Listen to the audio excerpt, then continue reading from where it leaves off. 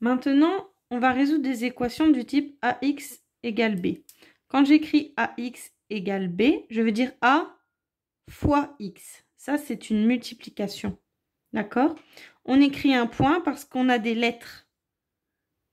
Et si j'avais fait une croix, ça fait X, X, ça ne va pas. Donc, on fait A fois X. Multiplication. D'accord? Donc, ici, quand j'ai 2X, c'est 2 fois X égale 100. Quand j'ai ce genre d'équation, je vais vouloir que le X soit tout seul. Pour qu'il soit tout seul, je vais vouloir supprimer le 2. Pour supprimer le 2, je vais faire 2 divisé par 2. Pourquoi? 2 divisé par 2, ça fait 1. 1, c'est pas 0. Quand on a une multiplication, si je fais 1 fois X, j'aurai X. Si je fais 0 fois X, j'aurai 0. Moi, je veux X. C'est pour ça que je vais faire 1 fois X. Donc ici, 2 divisé par 2, ça fait 1 fois X. 1 fois X, X. Et c'est ça que je cherche, que le X soit tout seul. D'accord? Donc pour supprimer mon 2, qui est une multiplication, d'accord, je vais faire une division. Une division. D'accord?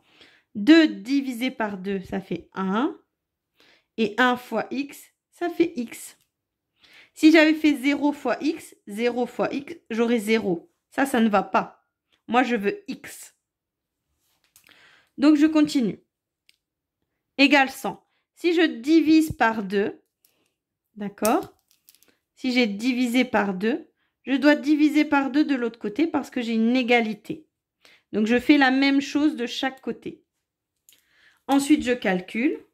Ici, j'ai 1 fois X et ici, j'ai 100 divisé par 2. 100 divisé par 2. 100 divisé par 2, ça fait 50. Deuxième possibilité. J'ai X divisé par 3. Ici, j'ai une division. Je veux neutraliser le 3 pour que le X soit tout seul. Comment je vais faire? Je vais multiplier par 3. Vous voyez, il y a un 2, un 2. Moi, ce que je veux ici, c'est un 3 et un 3. Si j'ai ça, ça fait 1. Et moi, je veux ça ici. Donc ici, je vais multiplier par 3. D'accord? Comme ça.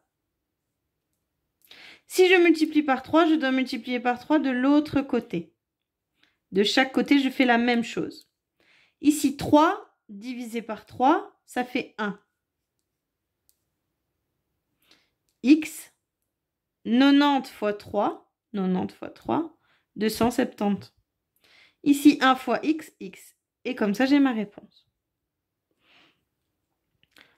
Une autre possibilité. Le X est au dénominateur, en bas. Qu'est-ce que je vais faire? D'abord, je vais, chacun de mes termes, l'inverser. L'inverser, je prends l'inverse. L'inverse de 3 sur X, j'aurai X sur 3. L'inverse de 2, j'aurai 1 sur 2. Vous voyez, ici, j'ai inversé. Maintenant, on revient à l'exemple d'avant. On a le X sur 3. X sur 3. Comment je fais? Je multiplie par 3, je multiplie par 3. D'accord? Ensuite, 3 divisé par 3, ça fait 1, poubelle. Il me reste X égale 3 divisé par 2. Et voilà. Donc, on va faire l'exercice 3. Comment je fais l'exercice 3? Je vais montrer un exemple. Donc, le premier, on est dans cet exemple-là. D'accord? Comment je neutralise le 3? Je vais diviser par 3 de chaque côté. Ici, j'ai 1, poubelle.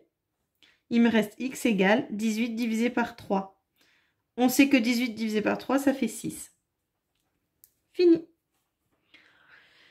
Alors, ici, j'ai un exemple avec un négatif.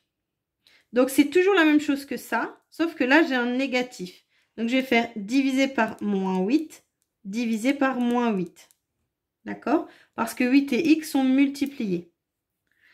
Donc, ici, j'ai 1, poubelle. Et ici, j'ai 16 divisé par moins 8.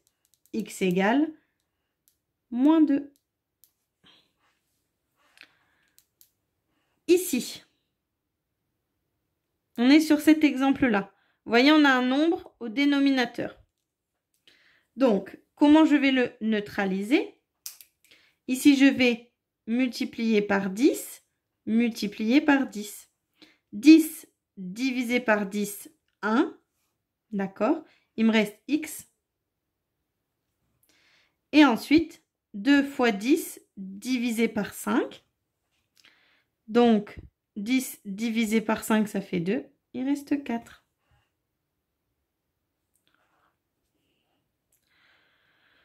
On a montré tous les exemples. Je vais montrer celui-ci.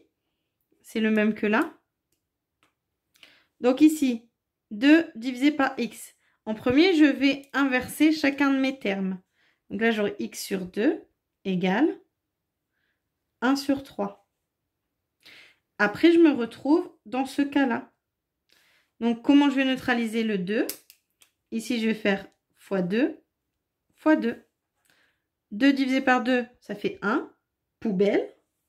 Il reste x égale 2 divisé par 3. 1 fois 2, 2. 2 divisé par 3. Voilà. À toi de faire les autres.